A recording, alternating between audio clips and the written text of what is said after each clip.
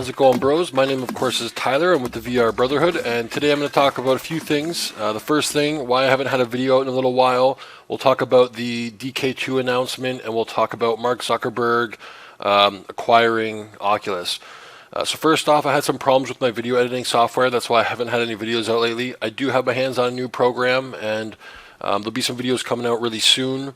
They probably won't be as good when it comes to like transitions and stuff. I still have to learn the program, but there will be content coming out soon. DK2 announcement. The second developer kit was announced on Wednesday, which for me was excellent news. I wasn't expecting it this soon. I definitely thought I'd have a little bit more time to be financially ready for it, but it's definitely excellent news. They got a wicked LED screen in there that allows for 1080p per eye.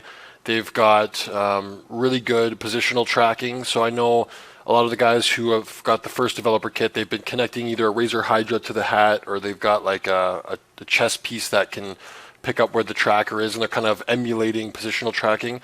Doesn't really work well, especially if you're stationary and you're kind of pivoting your head. It's not really displaying the images correctly. So having the DK2 model having LEDs all over the front with a camera, it's really going to add to the end user experience. So I'm really excited for that.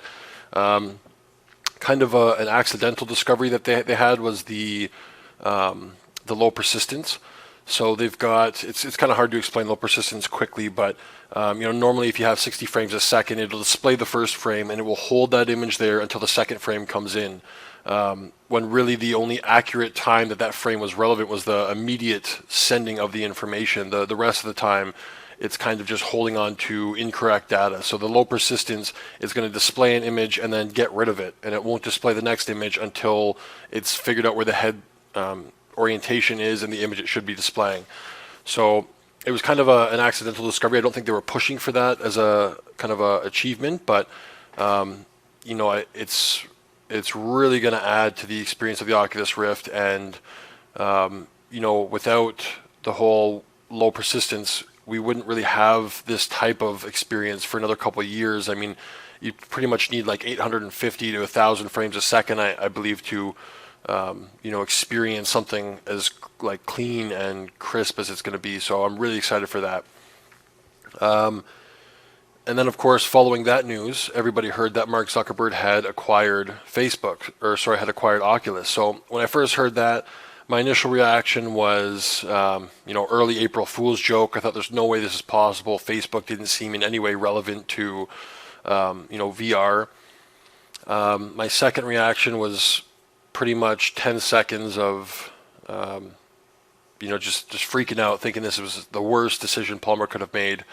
But I wanted to wait and hear from a couple of the Oculus guys. I know Palmer was on Reddit all day, kind of answering questions about it and talking to people. So I wanted to hear a little bit more about why he did it and kind of figure out where his head was at with that. Now that I've thought about it a little bit, I don't think it's as bad of news as some people originally thought. Worst comes to worst, they have it linked where you got to log into your Facebook or something stupid like that. And I know when I think Facebook, I think intrusive. I think of privacy issues. There's been some shady things going on, but in the end, just like any type of tech, you could jailbreak it. You can do whatever you want to kind of get around those things. And I think Mark Zuckerberg's smart enough to know that. I don't think they're going to try and push, too many experience changes on you yet. I think he's going to let the Oculus team kind of do the running and discovering the new ways to do this. And I think he just wants to be part of that tech when it's in a position where it can be used for a lot more than just gaming. I don't think it's necessarily going to affect too much the subculture of gaining experience through VR, and I don't think it's too much to worry about. But again, if it is, I know for me, whatever the best VR tech is that's out, I'll buy that. So right now it's Oculus. I'm really pumped for the DK2, and I hope it continues to go that way. I think it can go either way. Now they've got $2 billion. I guess not quite that much. They got about 400 million, but still, when it comes to engineering and trying to achieve the next best thing, you need serious funding. And I know Oculus already had about $100 million, but it's really hard when you have a big company to try and get approval for what you're going to spend money on. And especially when it comes to new tech and kind of the groundbreaking stuff, you know, you're going to waste a lot of money because you got to try things that might not work. And if they don't work, you got to explain how you wasted that money. It can be a little bit more difficult. So they got a lot more money to play with now. And for that, I'm excited. Something else going on with us, we now do Twitch live streaming, so I'll put a link to that in the description. If you guys aren't familiar with us, you might want to check out our website. We've got an awesome forum section. We've got some merch on there. We're selling some pretty cool shirts. And we've got a really good, cool subculture of VR enthusiasts that's kind of put together. So definitely stop by and get to know the group.